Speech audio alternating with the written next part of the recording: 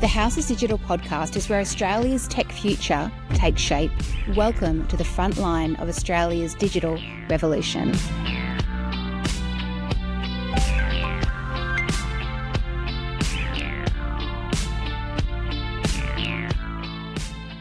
Today we're joined by Hugh Hartigan, a senior economic and public policy advisor and principal of Hartigan and Associates, where he advises organisations on economic strategy, government engagement and policy reform.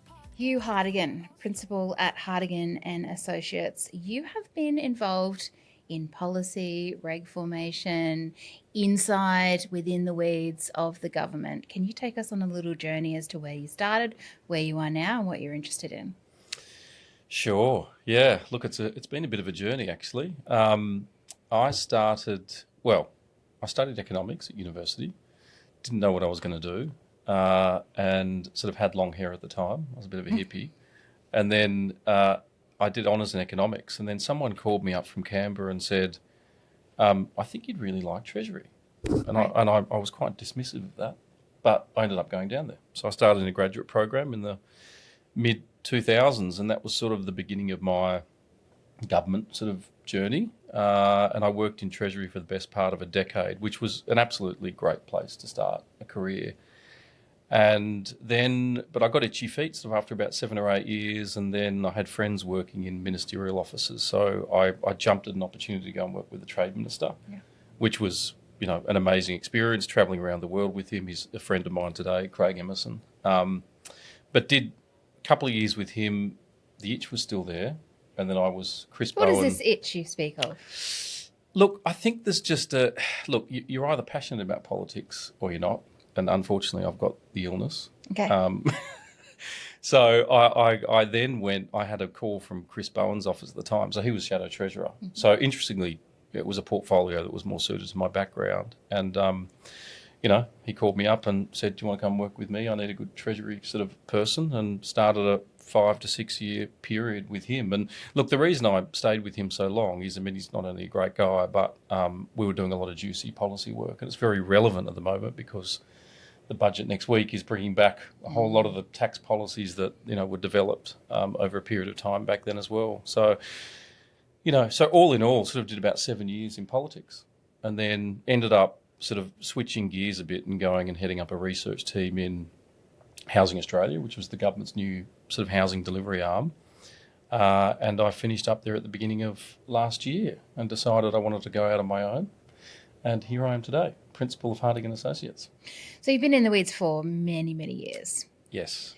A few grey hairs. What do you think Australians don't quite understand or about policy and how rules are made?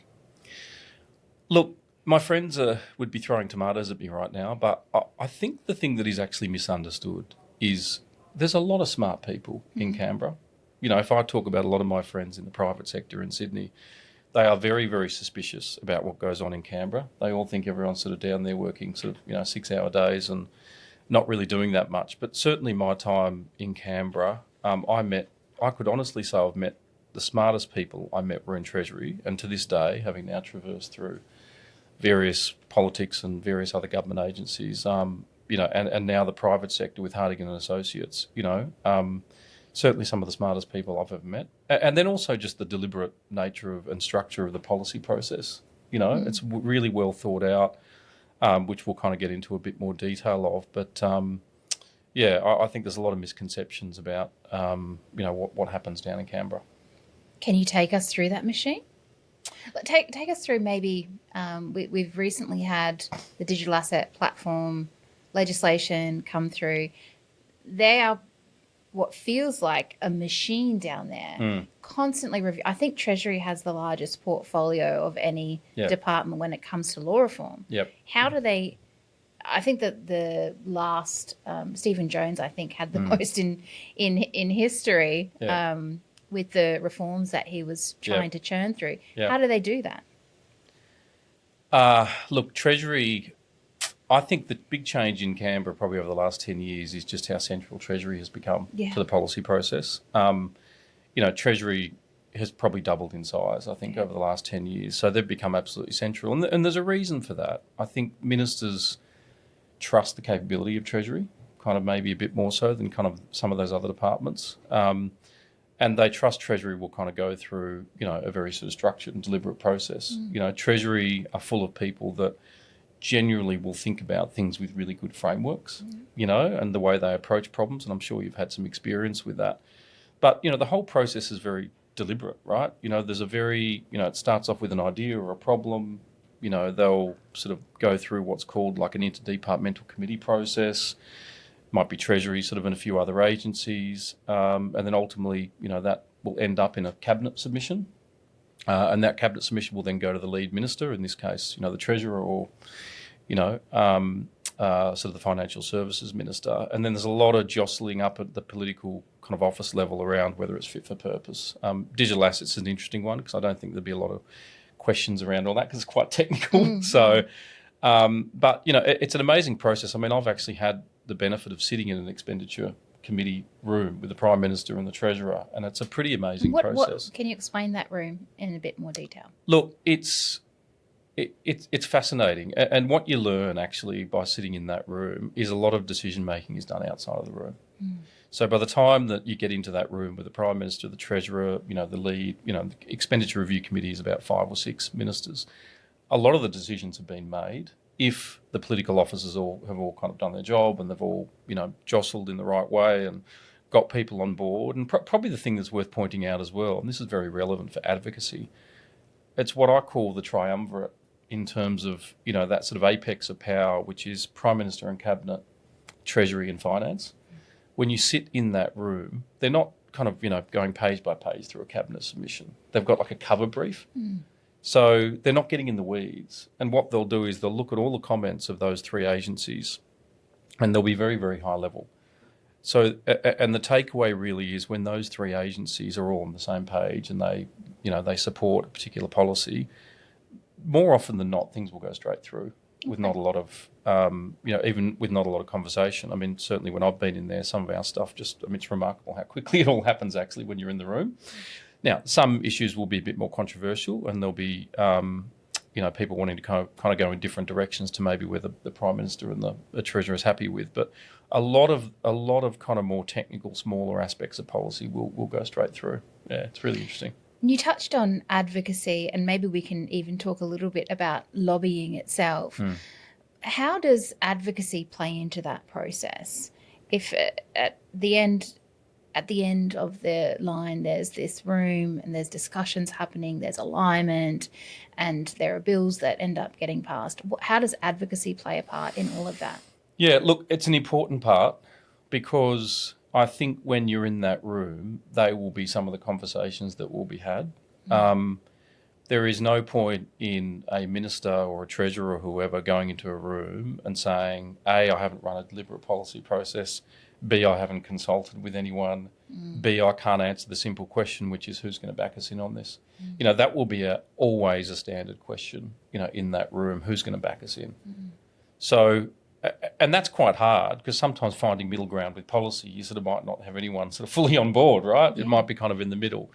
But the advocacy is critical, and I think that, it really points to, and we might get into a bit more of this in detail, but I think the opportunity for industry and the way industry organise themselves is really, really critical. I think lobbying kind of done well, I think when it's done badly, I think that, industries will sort of bowl up problems to government, without solutions.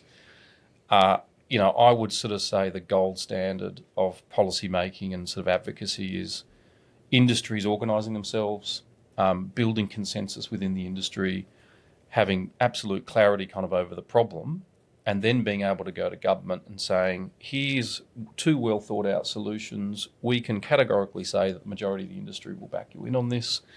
And essentially we'll help you solve a problem. That's the gold standard, right? Because then a minister will be like, oh, fantastic, all right, that's a lot easier for me to either get that, throw it down to Treasury, get a brief on it and get it kind of into that sausage-making process. So I think when it's done badly, it's sort of industry sort of going to government saying, oh, we've got all these problems. We need you to help us solve them. And I think that's where things, yeah. Is there a difference between advocacy and lobbying? It's a good question. Lobbying it's a bit of a dirty word in some kind of a way, right? It's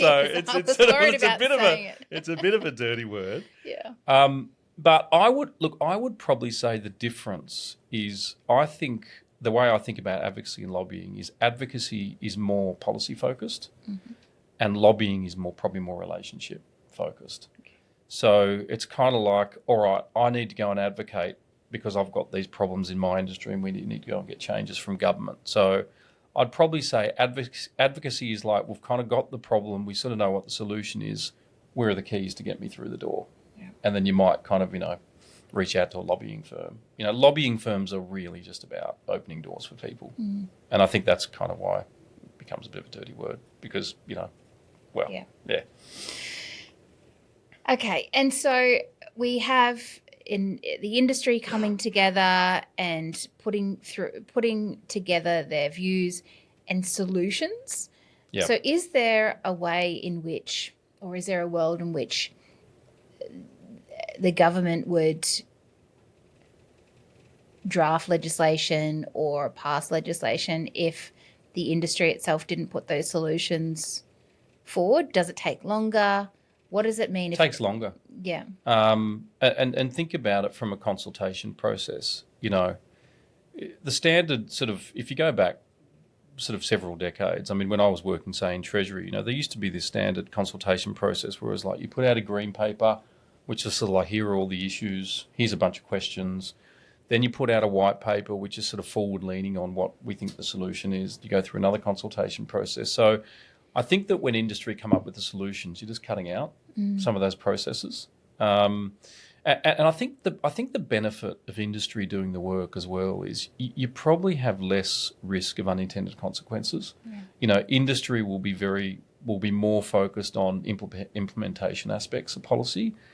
I remember when I was at Treasury back a long time ago now, when Ken Henry was the secretary, and there was an acknowledgement back then, sort of 20 years ago, that probably one of the sort of blind spots of Treasury was implementation. It was sort of like we've got an organisation full of great economists, very smart people. We come up with very good policies, but we probably don't, engage enough with industry to understand practically how things can be implemented. My observation is Treasury has come they've come leaps and bounds forward since then on that. I've been engaging with Treasury on a bunch of other sort of areas more recently, and their engagement's been really good. But I think that's the benefit of being forward-leaning on the solutions. Yeah. Let's talk about tech policy. Yep. It's quite complicated. Yep. At the moment, it's probably the most complicated policy globally to draft, especially if you have to go to industry and ask for solutions when all we can really see, let's talk AI, for example. How do you come up with a solution to a problem that you can see but you don't quite know how? How do you do that? Look, I think probably the way I'd answer that is, and I think there's a big discussion going on at the moment about how we approach. Look, AI, I think most people would agree, the speed at which AI is advancing is exponential. That makes lawmaking incredibly difficult. So you've really got to take a step back and sort of think, well, how can we think about lawmaking that actually can help facilitate a technology that is advancing at such speed? So it's got to be flexible. It's got to be sort of risk adjusted and proportionate, principles based as opposed to sort of really prescriptive. I think too often, in fact, I think there'll be some stuff in the budget on this next week. The Productivity Commission has done a whole range of reports. There was one on harnessing digital technology that you're probably aware of, but this is all about, but one of them was on business dynamism. And I think in Australia, we've sort of let things go too long without having sort of more structure around the way we think about regulation, assess new regulations, review the stock of regulations. And so we're sort of layering and layering and layering. And I think we don't have, we need to understand that risk can't be eliminated, and that's very relevant in the digital asset space, right? We can't eliminate risk. Really, how do we optimise risk?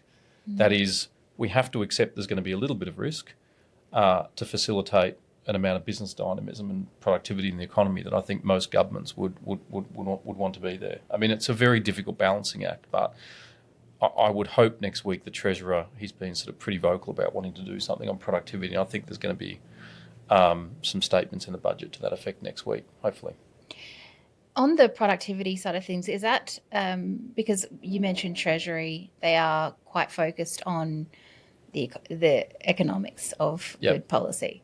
And so we are looking at the economy on the whole, productivity, how we uplift Australia. So when it comes to tech policy, I guess you mentioned that we need that uplift, and there's a focus on that.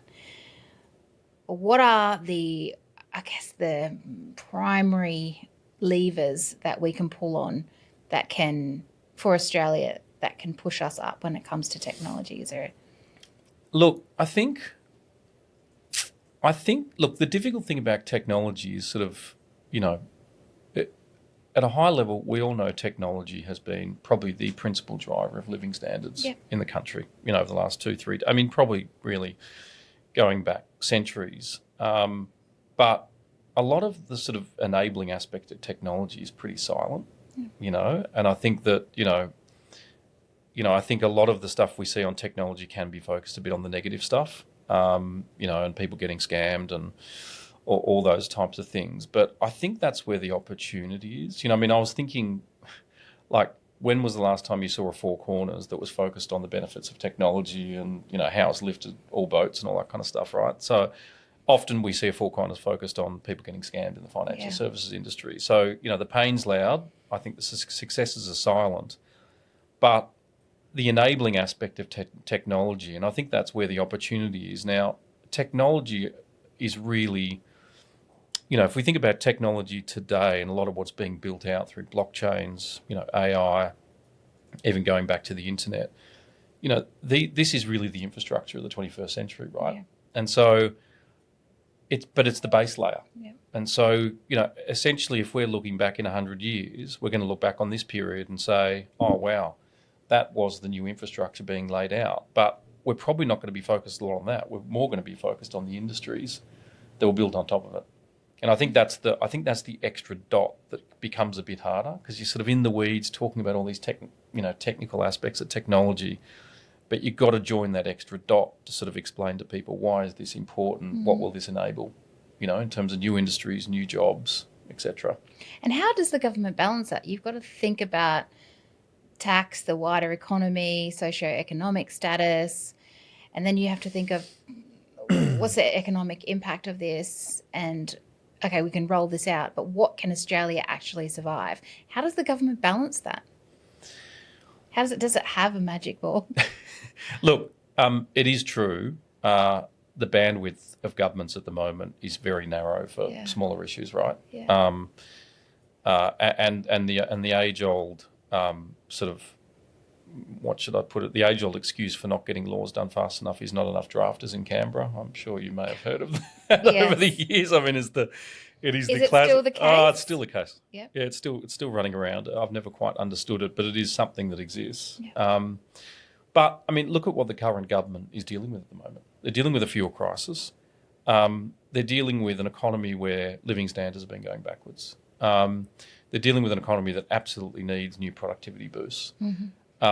And so, I would sort of look at it not in a negative sense. It's sort of like, what's the opportunity here? Yeah. And I think that, if there are small sort of, augmentation to laws which can really open up, new industries and new ways of doing things. I always think, and also playing to each government is going to have, there's always going to be a big economy-wide zeitgeist. Cost of living is critical at the moment. I don't see that going anywhere over the next couple of years, right? So how do you play into those issues, right? So how does the digital economy go to government and say, if we don't get this done, we are going to not be able to kind of put things in place to reduce cost of living for everyday consumers, and particularly for the Labor government, low and middle income earners. Yeah. So each party's going to have their own value system. So there's always going to be a bit of a nuance to what you're playing to. But I think that's where the opportunity is. Yeah. And if you had a magic 8 ball, would you say that we're heading in the right direction when it comes to that economic opportunity, the digital economy on the whole? Are we a bit slow? Are we moving quickly? I mean, it was a leading question. No, I mean, I sort of knew the answer. I would say, so I'd answer it in two ways. I think slow, definitely. I think we have to acknowledge the context, right? You know, we are in a fourth turning period of societies across the world. We are seeing, I mean, probably the thing I was thinking on the way over here was probably the starkest thing to think about is 2 decades ago, globalisation was pointed to as the thing that lifted all boats, that lifted billions of people out of poverty. Now globalisation is being pointed at as a problem, right? It's not doing what it said it was going to do. It's leaving lots of people behind. And if anything, economies are now looking more inward. So that is a very, we don't want migration anymore. I mean, this is a very, very, very different landscape. The political reality is way more different now than I think it was even 10 or 15 years ago.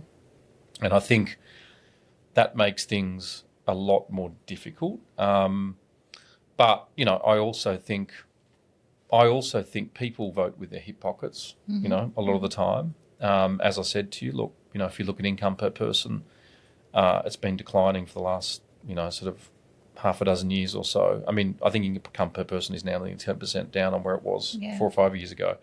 So the pain is being felt. And again, going full circle to where we started, how do we and, how does government partner with industry to come up with those solutions that make it easy for government to cut through the limited bandwidth? I think that's really critical, right? So instead of going to government with problems, understand they've got limited bandwidth. Go to them with problems, but clear-cut solutions and with an industry that can kind of really get behind them. At DECA, that's what we do. We always pop a few solutions in. I'm sure DECA's best practice. We learned that a while ago. Just because it fast tracks a few things. It does. It does. Yeah. It makes things more efficient also within the departments. You mentioned that industry can contribute, and also it's a bit of a different landscape at the moment with government and politics. Australians are it might be social media, it might just be all of the crises that are currently Australians are going through at the moment. But everyone has an opinion. Yes. And so that is very public and people are not quiet about it often at the moment anyway. Yep. Is that contributing to the government at the moment, would you say, or their decisions? Yeah. I mean, there's 2 ways to answer this. I think it is, but certainly, I mean, my old boss, Chris Bowen, right? I mean, he would always say, swimmers don't complain about the length of the swimming pool. You're working within the context. I mean, in some respects, I mean, look at love him or hate Donald Trump. He uses technology very effectively to communicate, right? And I think, no one has used X more effectively than Donald Trump, right? As I said, love him or hate him. But I'm trying. No. But it's sort of. So I think that there would have been different challenges back, say, 30 or 40 years ago, right? Maybe the challenge back then would have been, how do we get through to people? How do we communicate? There's not enough tools. Now we're flooded with tools. Yeah. So how do you cut through the noise? Yeah. And I think again we're going to come back to this same old theme, which is how do you as an industry, and also just more broadly, right? Like, so it's not just, say, DECA corralling industry directly with your members, but how do you build kind of armies, more broadly, the tech sector, and you go even broader than that? Because I think when you build those broad consensuses, I'm working with a firm at the moment and encouraging them a lot to sort of like look more widely than sort of, their own membership. It's like, how do you bring these partnerships together? As I said, it is so powerful to go to government and say, we've brought these 4 peak bodies together with all their members, and we're putting kind of like, what we're putting forward is backed by this broad consensus. And again, you make government's lives so much easier when you can do that. It's rallying the troops. And at the moment there is, particularly in industry associations, there's quite an overlap of membership and interests. Tech intersections. intersections of verticals. Yep. At the moment, everyone is going digital. Everyone has a foot in digital Yep. and Yep. a foot in physical. So I think even the landscape of advocacy Yeah. is going to change soon, Yeah. particularly given access to platforms that you can share your views on, Yeah. and then AI to consolidate those views. And Correct. so there's an opportunity for industry association, but that's not what this podcast episode is about. Yeah. But thank you for letting me Yeah, fly my flag there. So in the future, Australia, we have some opportunities. We could fall behind. We are a little bit slow. What is one thing that you think we could do better? If we want to reach all of our milestones, if we want that economic uplift, if we want to be the best Australia that we can be? Look, I think there's a few. Certainly some of the things, like if I take a step back, and the Treasurer's been out there talking about this, we have a productivity problem. We've got an economy that lacks business dynamism. That's well documented. And I think we need to, get back to the understanding that I'm very thankful to live in a place like Australia. We have an incredibly strong social wage, right? It doesn't matter what background you're from. You got that Medicare card, you can go and get free healthcare. You build up your savings through a great superannuation system. You can send your kids to school publicly. We have built that up over decades, but that social wage is at risk if we don't get things right. And I think probably the thing that's been lost over the last couple of decades, partly due to some of the noise that you're talking about and the yelling and screaming, is, we haven't been able to link back into understanding that economic dividends, which are the things that help you grow the social wage, come from hard decisions. I think that the public is up for a debate on hard decisions, but again, I'm not a politician, so I accept that. But I think we need to get more creative and imaginative. I think, again, that comes back to helping, I would say in this environment, the partnership approach with government and being constructive is more important than ever in that approach. So the government may make some announcements next week that not everyone's happy with, but, don't yell from the sidelines. Get in there and talk to government, educate it, and come up with some pathways, to sort of how it can address it. But look, at a big level, if I think about the next decade, there are some of the big touch point issues which would affect everyone, including the digital economy, innovation, tax is a really big one. We need to reorient our tax system at a sort of whole of economy level. Yeah. That's a really big one. And then probably the other one is regulation. I think, it's interesting, just as an aside, the Treasurer, I don't know if you've heard of this book called Abundance. Have you heard of this book called Abundance? No. So the Treasurer's been talking a bit about it. It's written by two New York Times journalists. And, it's a book written for the centre-left of politics, which is like the Labor Party. And sort of its observation is Labor parties often will have knee-jerk reactions to putting more regulations in place to protect consumers, right? But their observation is, but they also are the same parties that want to do the nation building. Mm-hmm. They want to build the infrastructure. Yeah. They want to get the investment into renewables in the country. And so the whole thesis of the book is, centre-left governments need to get out of their own way, right, and let economies thrive. And I think the fact that that's resonated with the current Treasurer, I think is should give us a little bit of comfort. It's going to be pretty hard to do, given I think we're number 10 in the most regulated countries in the world. And that's very difficult to innovate in. Yep. And then you think about it globally, and I want to ask this one because I often think about the global digital economy and who we are, where we sit as a nation. If we are regulating too much, how are we going to build the systems that everyone else around us is building, and then being able to interoperate or work with the rest of the world? Yep. How are we going to have the same systems if we don't build them and be sovereign? Well, we're not. No. And I think that comes back to, again, the challenge and the opportunity is pointing out, I think, best practice regimes overseas. I mean, that's always something I think Treasury is alive to. When you go and talk to Treasury, they want to know what the best practice regime is that industry sees. But, it sort of goes to what we were talking about earlier. I mean, Australia needs to become more agile. It absolutely needs to reorient its tax regime and this business dynamism. I'm quite Danielle Wood, who you may or may not know is the chair of the Productivity Commission, she put out a great report last year on this. And her approach is that we need a complete reset on regulation. The OECD's been talking about it too. It is, it is becoming something that I think more people are accepting is a big problem. And, this is not about looking at a single regulation in isolation, right? We have to fundamentally reset the way we do regulation. And so that might take a bit of time, but it means rebuilding the framework for how we think about regulation. I think possibly kind of regulators have got to play a role in that.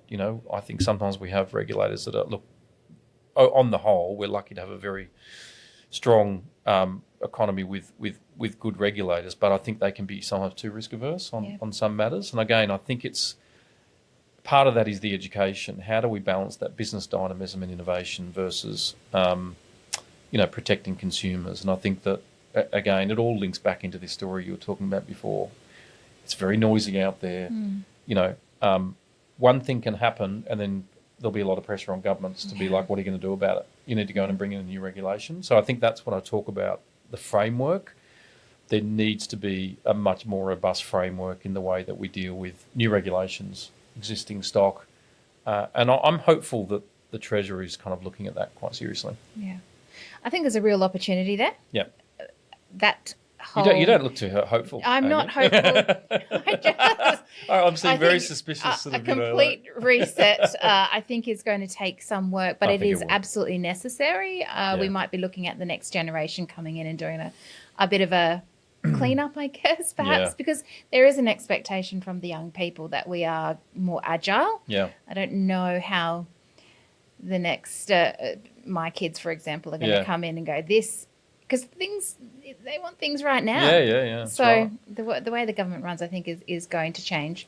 That's... Well, I mean, even looking forward, you're talking about your kids. I mean, I've got young kids as well. I mean, what will the economy look like, right? With AI and, I mean, the opportunity is going to be there to really disrupt the corporation, the standard corporation, further disintermediation.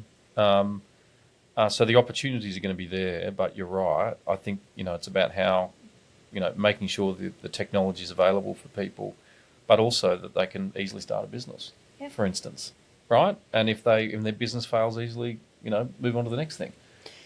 And I think anyone can start a business. Anyone can build, drag and drop an AI product. Yeah.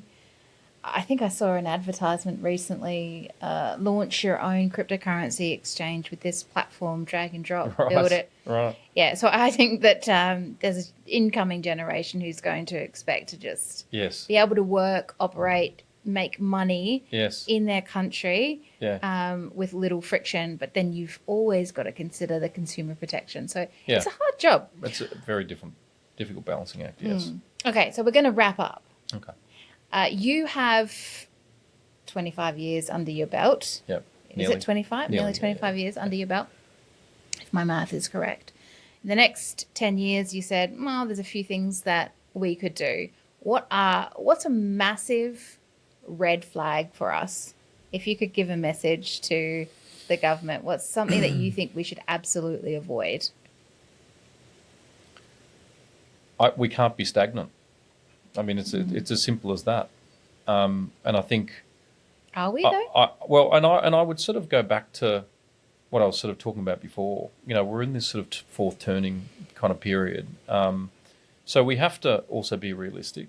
There are other countries, where they are having very serious conversations about whether democracy is going to hold strong, whether about democratic institutions, whether they're going to survive. So I think, we need to work top down here, but a lot of these things are linked. If we go back to that globalisation conversation, globalisation did lift all boats at an aggregate level, but there were a few small boats that were left behind, and they festered and they've grown and they've become louder and louder. We're seeing that in the US with the rise of populism. I think if we look at the changing structure of politics in Australia at the moment, we're sort of starting to see it here. That is really going to make things more challenging in terms of engaging in these debates, right? Because you're going to have more nativist views, more inward-looking approaches. So, look, it's going to be a challenge. But look, I would probably look at the current government was thinking about this the other day. You've got an incredibly well-credentialed Labor government at the moment. A number of key people in prominent positions, PhD economists, Andrew Charlton, Dan Molino, Andrew Lee, who I saw the other day, actually. I mean, there's a lot of really, really good, smart people there.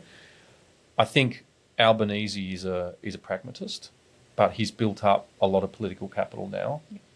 So, the hope is that if the government announces some reforms next week, that there's enough support for them and they can keep moving forward with it. I think that's what I'm hoping for, because if we don't, we're going to keep seeing living standards slide, and the pain is going to be real for longer.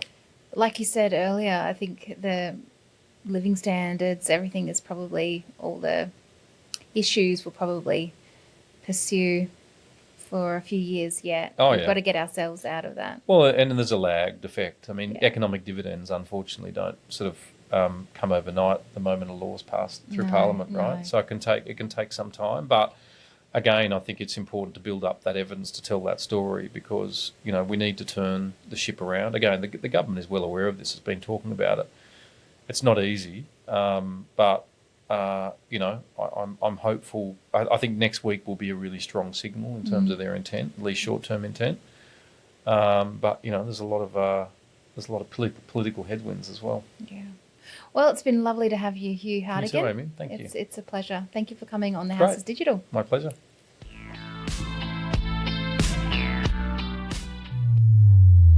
You've been listening to The House is Digital, where policy meets innovation. Stay curious, stay inspired, and be part of the movement building Australia's next economy. The future is happening now. See you in the next episode.